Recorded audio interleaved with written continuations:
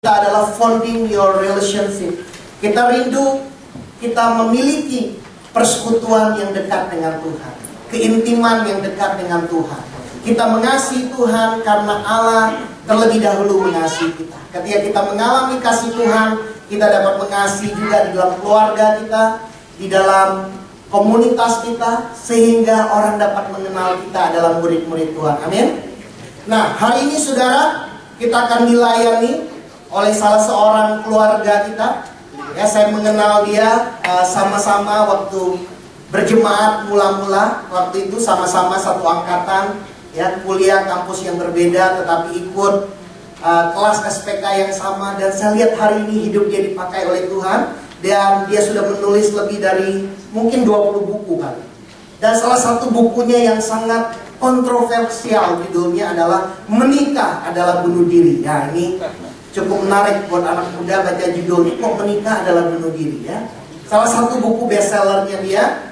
Dan dia juga adalah seorang trainer EQ. Dan hari ini saya percaya kita akan diberkati Tuhan lewat firman Tuhan. Saudara siap menerima berkat Tuhan?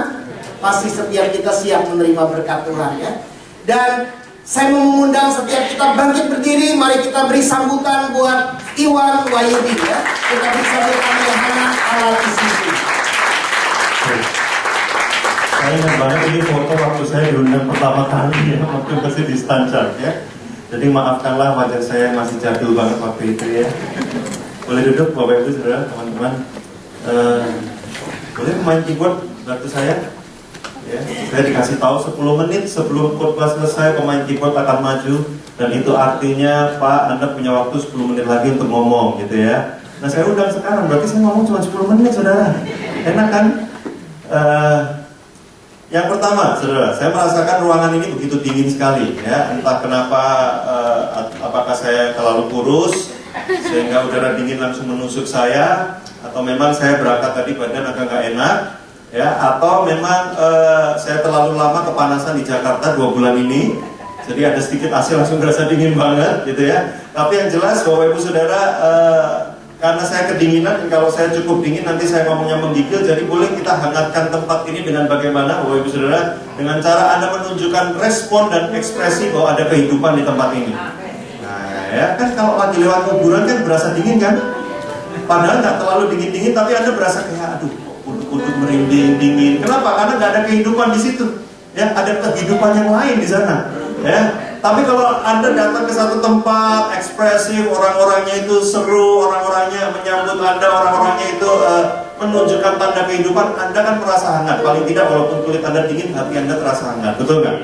Ya kan, Bapak? Jadi boleh kita mulai firman Tuhan dengan cara, mari kita menunjukkan ekspresi, kita meresponi, ya, kita lihat kiri kanan kita dan bilang, tunjukkan bahwa kamu hidup. Nah, bilang begitu, ayo semuanya, ya, tunjukkan bahwa kamu hidup, ya. Saya diberi tema yang berat. Nah, ya, saya diberi tema yang sangat berat hari ini. Kalau Anda pernah mendengar saya sharing beberapa kali di sini, Bapak Ibu, Anda akan tahu kayak saya sharing itu, saya nggak suka yang ribet, saya sukanya yang simple, yang cespleng, yang ngomongnya cepat. Kalau bisa cepat pulang makan lebih enak, ya kan? Jadi saya nggak berlama-lama dan saya akan mempersimpel segala sesuatu dan saya akan berusaha praktikal sekali. Tapi waktu kemarin malam saya menyiapkan khotbah ini, saya merasa ini khotbah sangat intuitif sekali, gitu ya. Jadi Anda akan melihat saya berkhotbah hari ini mungkin akan sedikit berbeda. Tapi Bapak Ibu, waktu saya menyembah Tuhan di terakhir tadi, lagu terakhir tadi, Tuhan bicara dalam hati saya begini. Meskipun orang di seluruh dunia ini, bahkan orang yang paling kenal engkau sekalipun, istri saya ini orang yang paling kenal saya, tapi saya yakin ada beberapa bagian dari diri saya yang tetap istri saya itu mungkin nggak akan mengenalinya. Karena setiap manusia itu punya kayak blind spot yang sulit sekali untuk dikasih lihat, yang kita sendiri kadang-kadang nggak bisa jelasin ke orang. Dan even orang yang hidup bersama dengan kita sampai akhir hayat pun kadang-kadang masih ada titik-titik tertentu nggak ngerti orang ini kok begini.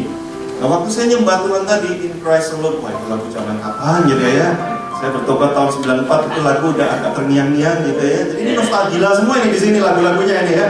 Terutama yang terobsesi kasihnya tadi tuh. Ya, saya ingat banget masuk Kabalok tahun 99, ya, ada Dewi di sana ya. Kita ada satu ibadah namanya Freak Zone, ya. Jadi isinya orang-orang yang freak dan orang-orang yang ingin freak. Dan orang-orang yang mencoba menjadi freak walaupun nggak freak gitu ya, masuk di situ. Dan itu lagu wajib tiap minggu kita nyanyi itu. Tak ingin tuh dia. Jadi kita sok freak gitu ya. Jadi ini nostalgia semua. Tapi waktu saya nyembah Tuhan in Christ alone, tiba-tiba Tuhan ngomong gini.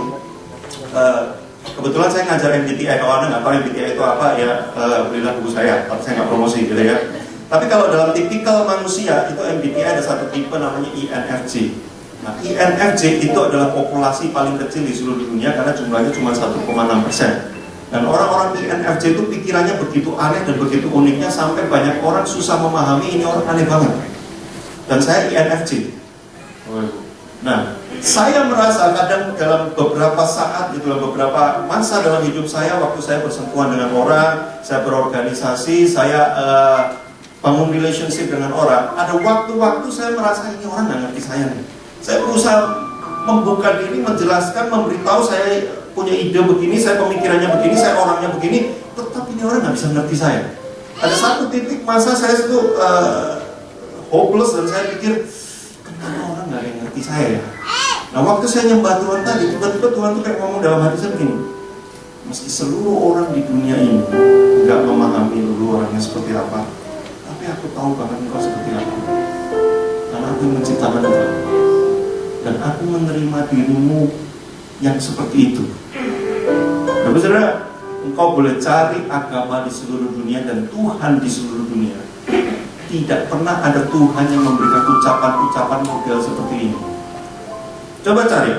Kalau engkau lihat agama apapun di dunia dan Tuhan apapun di dunia, kata-kata mereka itu selalu satu komen. Kamu jangan begini, kamu lakukan ini, bla bla bla, atau filosofi.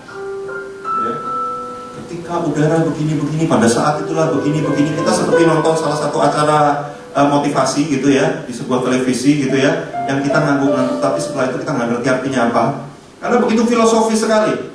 Jarang sekali, bahkan tidak ada Tuhan yang bertemu dengan umatnya dan bilang, gua terima lu apa adanya. Ya, walaupun itu dalam keadaan yang paling sulit sekalipun. Karena kenapa? Waktu lu mengucapkan itu, aura ketuhanan itu tiba-tiba hilang dong. Bener gak? Coba kalau bos lu yang paling kejam di kantor, atau klien lu yang paling nyebelin di dunia, tiba-tiba telepon lu, saya coba cari siapa wajahnya paling dibully sama bosnya di sini. Yang paling berani hanya gitu ya, whoever you are gitu ya. Tiba-tiba bos lu telepon, misalkan nama lu Johnny gitu ya, John, walaupun lu kerjanya ngaco tiap hari John, ya gua nyadarin sih lu merusak perusahaan kita rugi miliaran selama 2 tahun ini. Gue terima lu apa adanya John. Lu pasti banting itu telepon karena gak percaya kan? Kenapa? Aura bos itu tiba-tiba hilang gitu. Aura kewibawaan itu hilang. Tetapi Tuhan melakukan itu. Kenapa? Kenapa Tuhan yang namanya Yesus dan Tuhan yang kita sembah itu sanggup melakukan itu? Itu engkau gak akan jumpai dimanapun, saudara. Engkau beribadah kepada Tuhan yang lain, tanda kutip Tuhan yang lain, engkau akan menemukan sebuah aura yang wow, this is God. Ya, lu harus punya ritual tertentu yang lu nggak boleh salah. Kalau lu salah melakukan, konon pahala lu berkurang, atau kalau enggak karma lu akan jadi buruk, atau hidup lu di masa depan akan begini begitu. Ada aura yang dipertahankan, yaitu sebuah aura ketuhanan yang sulit disentuh, yang sulit sekali punya relationship. Dan relationship kita dengan Tuhan seperti itu hanyalah sebatas aku yang diciptakan, aku adalah umat dan dia adalah Tuhan, dan aku akan ngikutin apapun yang dilakukan, karena kalau tidak mati dan binasalah aku. Jadi itu aura yang terus di-maintain oleh tanda kutip Tuhan dan orang-orang yang mengerjakan itu, di-maintain terus tanpa kita pernah punya relationship dengan Tuhan yang kita sembah. Tetapi Paulus dan bahkan Daud dan bahkan beberapa orang di Alkitab berkata, aku kenal siapa Tuhan itu. Bahkan Yesus sendiri dalam Yohanes 4 ayat 22 dia bilang begini, dia ketemu satu wanita, ditanya bla bla bla bla bla, kemudian dia ngomong, kamu menyembah Tuhan yang tidak kamu kenal, tapi kami menyembah Tuhan yang kami kenal. Artinya apa? Artinya tidak ada Tuhan di dunia ini dan agama di dunia ini yang mengutamakan relationship dengan Tuhannya sama seperti Yesus. Buktinya apa? Saya jadi nggak akan buka banyak ayat. Roma 8 ayat 15, nggak usah dibaca, Anda catat. Roma 8:15 bilang begini, karena kita ditebus, maka kita berani datang kepada Tuhan dan kita menyebut dia ya Aba, ya Bapa. Pernahkah engkau ketemu di tempat lain, di agama lain, yang datang kepada Tuhannya menyebut, "Hei Papa"? Dan kata Abba itu adalah bahasa Israel mereka, bahasa mereka. Kata Abba itu panggilan yang bukan sekedar ayah, ya. Tapi itu panggilan, nggak tahu anak Anda, ada yang punya anak, panggil Anda dengan apa? Ada yang dad, ada yang pap, ada yang nggak tahu. Ada lagi yang lebih modern dari dad dan pap sekarang, ya. Father, ya, bukan Andrew kan? Andrew, gitu ya. Kalau di luar negeri kan begitu, ya. Artinya Abba itu adalah panggilan yang lebih dari sekedar bapak, tapi panggilan akrab seorang bapak. Artinya waktu Anda diizinkan menyebut Tuhan Allah itu Abba, artinya Tuhan Allah itu begini, gua nggak pengen hubungan gua sama lu cuma sekedar aku menciptakan engkau dan lu harus turuti semua apa yang aku katakan, kalau tidak binasalah engkau, binasalah engkau, binasalah engkau 3 kali, ya. Sampai binasa banget kita.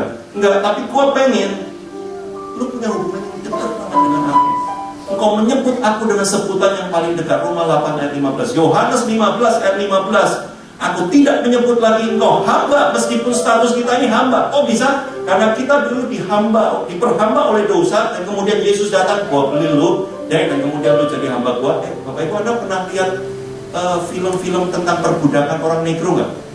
Saya berapa bulan yang lalu entah kenapa lihat film tentang perbudakan orang negro, dan itu true story semua. Dan yang namanya budak itu dahsyat banget. Jadi orang kulit hitam, kenapa hari ini waktu Obama menang jadi presiden itu kayak euforia yang dahsyat banget. Karena sekian puluh tahun yang lalu itu mustahil banget. Kalau Anda lihat filmnya, ya 12 Years Slave kalau nggak salah, ya, itu ada filmnya. Itu menceritakan orang yang sebenarnya bukan budak. Jadi kalau di Amerika itu ada, waktu itu udah mulai ada revolusi. Ada sebagian negara yang masih menganggap orang negro budak, ada sebagian negara yang sudah membebaskan. Nah, orang yang negro yang tinggal di bagian wilayah yang sudah bebas ini diculik, somehow ditipu, diculik dan sebagainya, diperbudak di area yang masih ada perbudakan. Dan dia berusaha membuktikan diri, saya ini orang bebas, saya ini bukan budak, tapi nggak bisa karena dia kulitnya hitam. Dan dia diperbudak. Kalau Anda lihat filmnya, saya lihat filmnya mual-mual, saudara. Kenapa? Itu benar-benar tidak diperlakukan manusiawi. Kenapa? Karena aku sudah beli engkau budak, artinya kau tidak punya hak atas hidupmu sendiri, maka lo harus ikutin apa yang saya katakan.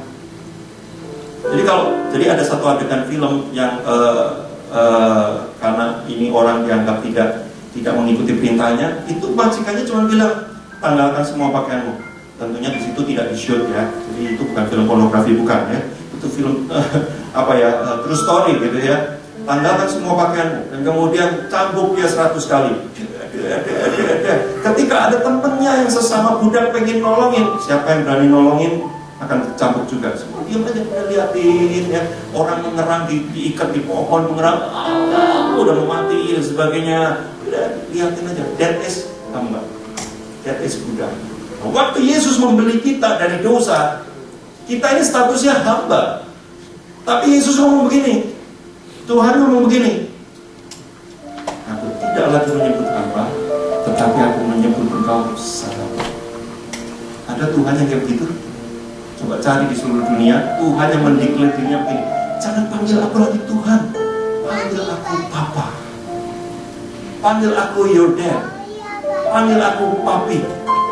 Makanya beberapa di antara kita susah untuk berdoa, hai dad, kayaknya aura ketuhanan langsung hilang dan kita merasa nggak enak, bersalah banget. Kenapa? Karena kita menjumpai agama di seluruh dunia nggak ada yang begitu. Kita jadi berasa kayaknya ada yang salah deh kalau kita terlalu dekat sama Tuhan dengan model yang begini, ya. Kita mesti menyebut dengan gentar dan takut. Itu gua kalau ada ketinggian. Begitu kita, hai dad, itu kayak Tuhan harusnya nggak begini, bukan begini. That's all God. Tuhan tidak ingin kita itu apa ya? Saudara, Anda yang punya anak, Anda pasti ngerti. Saya aja belum punya anak, saya ngerti. Anda yang punya anak pasti ngerti. Kalau anak Anda yang masih umur 5, 6, 7 tahun datang kepada Anda dengan gemeteran, Pak, boleh beli pensil enggak? Gara-gara film kemarin ini bukan tonton ini. Film tahun seberapa? 84, film tahun 84 tentang kisah nyata tentang anak dihukum sampai mati gitu kan, mau beli pensil aja nggak berani. Bayangkan kalau anak Anda datang kepada Anda dan kemudian ketakutan gitu ya, Pak, boleh beli pensil nggak? Boleh, kenapa kamu takut? Dan dia dengan penuh wajah ketakutan dan sebagainya, bla bla bla. Dan setiap kali dia datang kepada Anda begitu, Anda enak nggak jadi bapak? Ada sih orang tua yang menikmati itu, orang tua yang sakit emosinya. Ya, senang banget kalau anaknya ketakutan dan sebagainya. Enggak dong, Anda pengen anak Anda begitu Anda muncul pulang kerja, buka pintu, Anda ingin anak Anda berlari, Papa, gitu kan? Saya belum punya anak, hanya membayangkan saja sudah membuat perasaan saya senang loh. Saya nggak tahu Anda yang punya anak beneran, ketika anak Anda berlari menyongsong Anda tanpa rasa takut, tanpa rasa malu, tanpa punya perasaan apapun yang dia inginkan, cuma pengen ketemu papanya. Saya nggak tahu, Andrew pasti pernah ngalamin kayak begitu ya, apalagi kalau bawa action figure gitu kan, Transformer gitu ya. A new collection, wah, bayangkan kalau new collection. Anak-anak begitu. Nah Tuhan kita itu modelnya begitu. Makanya, saya lupa ayatnya di mana. Tuhan datang di tengah umatnya, yang ada lagunya Pak Michelle yang bikin, Tuhan telah datang dalam semarak kemegahannya. Itu ada ayatnya, Silvanya atau di mana gitu. Waktu umat Tuhan berkumpul, Tuhan datang dengan sorak-sorai, karena begini. Ini waktunya aku ketemu dengan anak-anakku lagi. Dan dia menyongsong kita dengan sorak-sorai. That's our God. So passionate with us, sampai ingin punya relationship yang begitu dekat. Pernah kamu jumpai Tuhan di tempat lain yang seperti itu? Kalau kita datang aja di tempat lain nih, di Tuhan lain nih, kita nggak begajulan dikit, "Hai Tuhan!" petir menyambar, kita langsung mati. Karena dianggap tidak hormat. Tapi di tempat kita, Tuhan yang kita sembah, He is so passionate to build relationship with you. Sampai dia ngomong, jangan yang kaku ya, apa? Aku menganggap engkau sahabat. Dikatakan dalam Yohanes 15 ayat 15. Baca, ini kita baca Yohanes 15 ayat 15.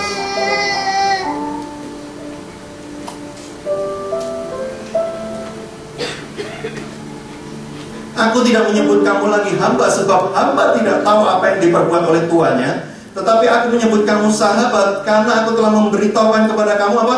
Segala sesuatu yang telah ku dengar dari Bapakku. Kenapa Tuhan pengen kita jadi sahabatnya? Makanya ada lagunya, I am a friend of God, yang diterjemahin, saya teman Tuhan.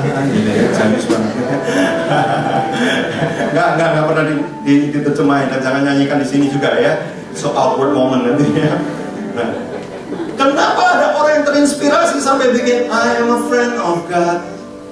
Coba cari di tempat lain, agama lain, adakah yang menyebut dirinya friend of God? Wah, itu mah terlalu kurang ajar banget ya kayaknya. Tapi di tempat kita, so passionate Tuhan untuk punya relationship sama kita, sampai dia pengen menyebut kita sahabat. Kenapa? Karena sahabat, saudara, kalau Anda punya sahabat, lu akan cerita mulai dari yang paling penting sampai yang nggak penting, betul nggak?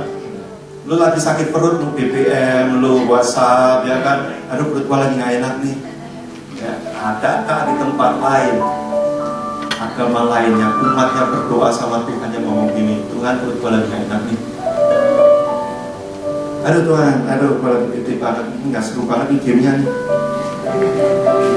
Aduh Tuhan, itu bos kok nyebelin banget ya, bisa nggak agak diplesetin sedikit hidungnya supaya nyebelinnya hilang gitu. Tapi kalau lu baca Mazmur, isinya kurang lebih kayak begitu. Aduh Tuhan, gue lagi gak enak hati banget. Itu orang nyebelin banget, tapi gue tahu lu bela gue Tuhan, jadi gue gak akan khawatir. Something yang kayak begitu. Lu hanya bisa ungkapkan kayak begitu sama CS lu, bener gak? Ya sama orang yang baru ketemu, mana mungkin. Coba ketemu di lift nanti ya, orang yang lu gak kenal. Rasanya gue gak enak ya. Itu orang akan langsung, right? Lu hanya bisa begitu sama orang yang lu deket banget. Dan Tuhan kita, yang kita sembah, pengen banget begitu. So that's why every morning, every night, ketika lu mulai saat teduh buka Alkitab lu, Tuhan sudah begini, Tuhan apa lagi di hari ini ya, kamu ceritain lu seharian ini ngapain dan sebagainya. Dan kita kemudian, Tuhan Allah di surga. Bapa yang kami sembah dalam nama Tuhan Yesus Kristus, dimuliakan Engkau selama-lamanya. Saya tidak pernah mengerti bagaimana Engkau menciptakan dunia ini. Kan kejadian ada, gimana sih lo? Gitu ya. Kita begitu formal, begitu kaku, seolah-olah dia Tuhan yang tidak bisa disentuh sama sekali. Saudara, Anda harus tahu, dia pengen jadi sahabatmu, dia pengen tahu seluruh detail hidupmu, dari mulai yang paling penting sampai yang gak penting. So, it's a prayer also. Kalau lu dalam sehari-hari tiba-tiba, Tuhan, gue lapar banget nih, pengen makan steak wagyu hari ini ya. Ada bisa gak Tuhan kasih gue berkat sedikit dan sebagainya ya. Pengen banget. Lu kan kalau sama CS, lu kan begitu. Begitu ininya Tuhan membangun relationship. Dan yang paling mengerikan adalah kalau kita baca di Roma 9 ayat 25, the ultimate of all things, Tuhan menyebut kita kekasih. Lebih dari seorang sahabat, kekasih. Kalau sama sahabat gua kadang masih gak enak, tapi kalau sama kekasih hidup dan jiwa gua, istri gua akan ceritakan apapun yang gua gak ceritakan dengan sahabat gua. Seolah-olah kalau dia ngalamin sesuatu, gue juga ikut ngalamin. Itulah kekasih ya. Kalau sampai istri lu kelaparan, lu merasa kenyang, lu mungkin bukan kekasih. Istri saya ini memberi saya teladan yang hebat banget tentang kata kekasih. Dalam beberapa kali saya ngalamin sakit gitu ya, beberapa kali gak enak badan dan sebagainya. Terus pernah beberapa kali kalau mau khotbah tiba-tiba badan saya gak enak banget, dan saya cerita sama istri saya, mau naik khotbah gak enak banget dan sebagainya. Doa dia kadang-kadang begini, Tuhan pindahkan rasa sakit itu ke saya karena yang mau khotbah. Terus kemudian setelah saya khotbah bla bla bla, tadi gak enakan kan, gantian gue yang sakit perut soalnya. Jadi saya mengerti banget yang namanya kekasih itu kayak apa sebenarnya. Kalau kita ngerasa sakit, kekasih kita ikut ngerasa sakit. Kalau kita something happen, kekasih kita ikut merasa something happen. Kalau kita happy banget, saudara, saya kenal istri saya ini orang yang lebih narsis dari saya. She loves stage more than me, actually.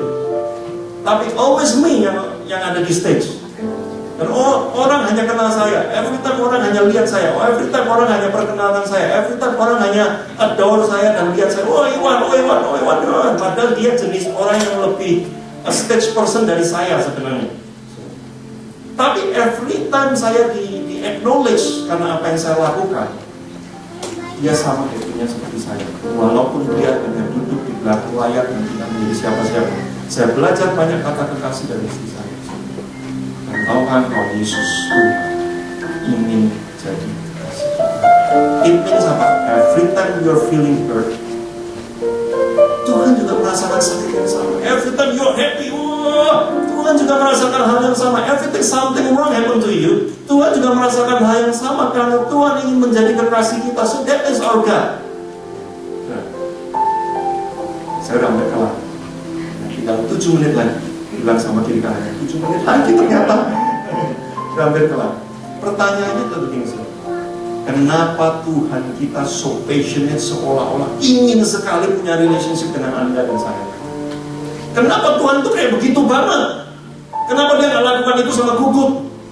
Kenapa dia gak lakukan itu sama benda-benda lain, hewan-hewan, ciptaan dia yang lain? Kenapa dia gak passionate ingin punya relationship dengan monkey? Kalau dia begitu passionate, pasti ada ibadah khusus monkey nanti. Mereka bisa menyembah Tuhan dan bertemu dengan Tuhan. Kenapa hanya kita? Kenapa ciptaan lain enggak? Kenapa Tuhan begitu passionate ketemu, punya relationship dengan kita? Sudah, saya temukan di antara seluruh ciptaan Tuhan di seluruh dunia ini tidak ada yang diciptakan dalam konteks personal dan konteks yang sangat relationship banget kecuali manusia. Buktinya apa? Kejadian 2 ayat 7 menyebutkan begini. Pada waktu Tuhan menciptakan manusia, so can you see my khotbah very intuitive kan? Biasanya praktikal, tapi ini sebuah kebenaran yang saudara harus tangkap. Tuhan ciptakan, saya setiap kali cerita ini selalu merinding dan senang banget. Karena this is sebuah kebenaran yang seru banget. Tuhan ciptakan selama 6 hari sebelum dia ciptakan manusia. All things di dunia ini diciptakan Tuhan hanya dengan berfirman, betul? Kalau Anda ikut sekolah minggu ya, jadilah terang, deng, terang muncul. Jadilah bulan, deng, bulan muncul. Jadilah guguk, deng, guguk muncul. Jadilah jerapah, deng, jerapah muncul. Jadilah T-Rex, T-Rex muncul. Wah, itu dan sebagainya.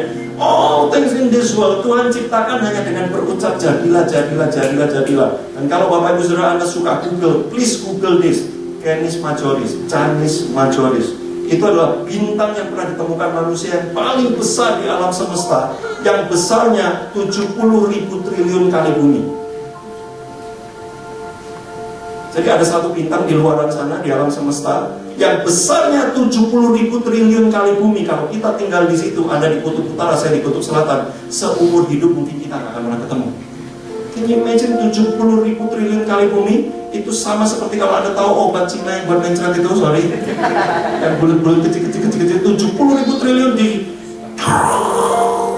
itu bumi di mata Canis Majoris. Tapi saya beritahu Bapak Ibu, Canis Majoris yang sedahsyat itu, matahari yang sedahsyat itu, yang lidah apinya tidak pernah berakhir, yang begitu luar biasa itu, diciptakan Tuhan hanya dari atas tahtanya tanpa melibatkan apapun, dan dia cuma bilang jadilah matahari, jadilah Canis Majoris, jadilah ini, jadilah ini, jadilah ini. Itu pun kita lihat dengan penuh kekaguman. Wow, wow, wow, wow. Tapi setelah semua itu selesai, hari ke-6, hari terakhir Tuhan bekerja. Setelah semua itu selesai, suddenly Tuhan berhenti berucap, dan dia turun dari tahtanya, dan dia kotori tangannya, dan dia bentuk manusia. So personal dia. Saudara, kalau Anda pernah bikin sesuatu untuk orang yang Anda cintai, Anda pasti mengerti apa yang saya maksudkan. Pernah Anda memasak untuk orang yang Anda cintai, merajut untuk orang yang Anda cintai, menggambar untuk orang yang Anda cintai, nulis surat untuk orang yang Anda cintai? Saya pernah banget, karena saya long distance relationship 4 tahun lamanya, Jakarta Surabaya, belum ada BBM, belum ada internet, masih berupa warnet yang mahal per jamnya. Introkal juga sangat mahal banget. Saya tunggu jam 11 malam ke atas pakai kartu VoIP Merdeka yang 15 menit kemudian bolongannya sudah hampir ke tengah. Ya kan, saya ngalamin itu. So, the cheapest way adalah nulis surat. Engkau nggak akan bisa rasakan ini di email. Kenapa? Karena pada saat lu menulis surat, sometimes begitu kangennya saya dengan istri saya meneteskan air mata tetesannya di surat. Nah, waktu terima, ada bekas tetesan air mata. Apakah ini air mata atau bocor kosnya? Tidak jelas. Tapi that's very personal. You know what I mean? Anda nangkep maksud saya? That's the way God create us. Waktu tangannya sendiri membentuk manusia, makanya Daud bilang, itu kan Adam dan Hawa. Waktu Daud bilang, di dalam kandungan ibuku aku ditenun, Tuhan menenun. Tahu nggak saya kenapa begitu suka kata menenun? Karena menenun is very personal. Cewek-cewek yang pernah merajut sweater, bukan sweater ya, kalau sweater itu membuat mani sweat gitu ya. Sweater gitu ya, merajut. Kayaknya zaman sekarang udah nggak ada ya wanita yang merajut buat cowoknya gitu ya. Tapi kalau saudara Anda tahu, merajut dengan penuh perasaan, so personal. Dan Tuhan tidak lakukan itu waktu dia bikin matahari yang dahsyat itu. Tuhan tidak lakukan itu, tapi waktu bikin manusia, kita semua di dalam kandungan ibu kita, dia menenun. One day aku ingin dia jadi worship leader, kasih kita suara yang agak keren dikit. One day dia akan begini, hidungnya aku melewatkan sedikit. So personal. Wow. Dan bukan itu sebenarnya yang membuat lebih personal. Yang membuat lebih personal Kejadian 2 ayat 7 bilang manusia itu hidup ketika Tuhan meniupkan nafas. Tahukah saudara, Anda hari ini bisa ada di tempat ini karena waktu janin itu mulai muncul, dia tidak berdetak sampai Tuhan meniupkan nafas. Maka di dalam kandungan ibu kita mulai berdetak. Maka sebenarnya Ahmad Dhani harus ketemu Yesus, karena dia ciptakan lagu separuh nafas. Itu harusnya Yesus yang bilang, Tuhan yang bilang, oh, separuh nafasku ada di lo. Maka saya bilang begini, lo bisa bilang I don't believe Jesus, I don't believe God, bullshit dengan Tuhan dan sebagainya, tapi lu gak bisa memungkiri kenyataan bahwa ada nafas Tuhan di dalam hidup lu yang dititipkan sama lu. Lu percaya atau tidak, Tuhan tetap meniupkan nafas itu. Kenapa? Karena so passionate God to meet with you. Begitu passionate-nya Tuhan punya relationship sama lu, sampai dia gak peduli apakah one day lu akan percaya dengan dia atau tidak. Yang jelas aku tiupkan dulu nafasku. Ya. Waktu saya temukan kebenaran ini, saya kemudian nangkep, pantesan Mazmur 139 ayat 14 Daud bilang begini, kejadian itu dahsyat dan ajaib, dan jiwaku benar-benar menyadarinya. Yang disadari apa? Yang disadari begini, ternyata Tuhan itu pengen banget ya punya relationship dengan aku. Terakhir dari yang terakhir, saya janji suara. Ya, di sini kita doa. Begitu niatnya Tuhan punya relationship sama kita, sampai pada waktu kita terpisah karena dosa. Saudara, istri saya itu pernah bikinin saya bantal bentuk hati. Itu hadiah Valentine pertama dia untuk saya, yang dibuat dengan tangannya sendiri, dan biar rajut ada tulisan dulu di tengah-tengahnya pakai benang emas. Biasa banget. Kalau Anda beli di tempat lain mungkin ada yang lebih mahal dan lebih bagus, tapi it's so special. Sampai begitu spesialnya karena sangat personal. Kalau something happen dengan bantal hati ini, pernah suatu hari ya, ada teman saya pelayanan datang ke kos saya habis keringetan gitu ya, terus dia main aja lihat bantal sih, langsung dia blek gitu kan, tidur di atas bantal hati tercinta saya gitu kan, dalam rambut penuh keringat dan sebagainya. Wah, saya merasa bantal saya ternoda oleh dosa keringatnya. Mungkin saya segera ambil bantal itu dan do something, saya bersihin dan sebagainya. Nangkep nggak maksud saya? Kenapa Yesus sampai harus turun ke dunia bela-belain banget mati buat kita? Saya beritahu saudara, maaf ini mungkin agak kontroversial, tapi tangkap artinya. Yesus tidak turun ke dunia cuma untuk menebus dosa manusia. Yesus turun ke dunia karena dia pengen relationship kita dengan Bapa kembali pulih. Caranya bagaimana? Dosa yang memisahkan itu harus dihilangkan. Jadi pertanyaannya, kenapa Yesus repot-repot mengorbankan diri? Saya yakin kalau yang makan buah terlarang itu monyet, Yesus gak akan turun ke dunia. I'm so sure. Kenapa? Nafas tuanya dititipin ke monyet kok. Walaupun ada orang yang bilang simpanse itu saudara kita, karena DNA-nya 98%. Ya cuma kurang 2%. Saya kasih tahu saudara, pisang itu DNA-nya 50% sama dengan manusia. Apakah pisang nenek moyang manusia? Tidak. Dan jelas nafas Tuhan tidak dititipkan kepada siapapun dan ditaruh kepada siapapun selain kita. Itu sebabnya waktu kita rusak, waktu kita berdosa, waktu kita jauh dari Tuhan, Tuhan seperti kehilangan bagian dari dirinya, nafasnya hilang. Dan dia mulai berpikir, bagaimana caranya one day aku akan punya relationship lagi dengan orang ini. Wow, caranya susah banget, harus mengorbankan Yesus. Tapi begitu inginnya aku relate dengan manusia, aku kirim juga Yesus. Dan Yesus tahu isi hati Bapa ini, maka dia mengorbankan diri. That's all. Cool kan Tuhan bilang? Keren kan Tuhan bilang? Gak ada Tuhan yang seperti ini. So, the last thing yang saya mau katakan, saya masih tidak bisa habis pikir kalau ada orang yang menolak Yesus. Seriously, saya tidak pernah habis pikir kenapa ada orang yang bisa tolak Yesus. Karena begini, lu di dunia ini kan keliling ke seluruh dunia, mencari siapa yang bisa cintai saya apa adanya tanpa syarat, terima saya, ya. Dan kita mencari dengan uang kita membeli orang supaya terima kita apa adanya, membeli pakaian, make up dan sebagainya, supaya orang mengasihi kita apa adanya. Kita habiskan energi, waktu dan semua yang kita punya hanya untuk mencari cinta yang bisa menerima kita tanpa syarat. Dan kemudian Yesus datang dan bilang begini, lu gak perlu begitu, aku mengasihi. Dan kita ngomong, oh sorry, gua gak butuh lu Tuhan. Sementara lu di luar lakukan apapun untuk dapetin itu, kemudian ada orang yang datang cuma ngomong, lu gak perlu lakukan itu, lu akan dapetin. Oh gak butuh, gua gak butuh yang kayak begitu. Can you imagine how silly this guy? Nangkap maksud saya? So I never understand kalau ada orang yang bisa tolak Yesus setelah apa yang dia lakukan dengan semuanya, hanya demi bisa relate dengan kita. Dan yang menarik adalah yang terakhir. Dari tadi terakhir belum. Ya, I promise you this time, ya. Really promise. Yang menarik adalah begini. Waktu Yesus naik ke atas kayu salib, dia tahu ada kemungkinan usaha dia untuk bangun hubungan dengan Anda ini. Ingat, bukan Anda yang mau bangun hubungan dengan dia. Yesus yang PDKT ngejar-ngejar Anda, menurunkan harga diri sebagai Tuhan pencipta untuk ngejar-ngejar Anda. Anda sok jual mahal, sorry ya, lu gak level sama gua Tuhan, ya I'm so sorry ya, dan sebagainya. Dan tetap Tuhan menurunkan harga dirinya. Waktu dia naik ke atas kayu salib, dia tahu ada konsekuensi. Manusia yang saya kejar ini tidak akan pernah meresponi seumur hidupnya.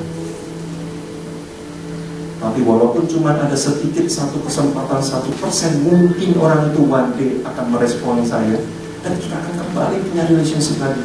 Demi 1% itu pun aku akan naik ke atas kayu salib. Pernah mencintai orang itu sudah? Sakitnya di sini kan? Ngejar orang, walaupun cuma 1% kesempatannya, tapi lu berusaha percaya, lakukan yang terbaik, traktirin dia, do all things gitu kan. Hanya demi 1%, dan Indian ternyata dia nggak mencintai lu dan dia tinggalkan lu. Ih, sakitnya di sini banget. Yesus lakukan itu.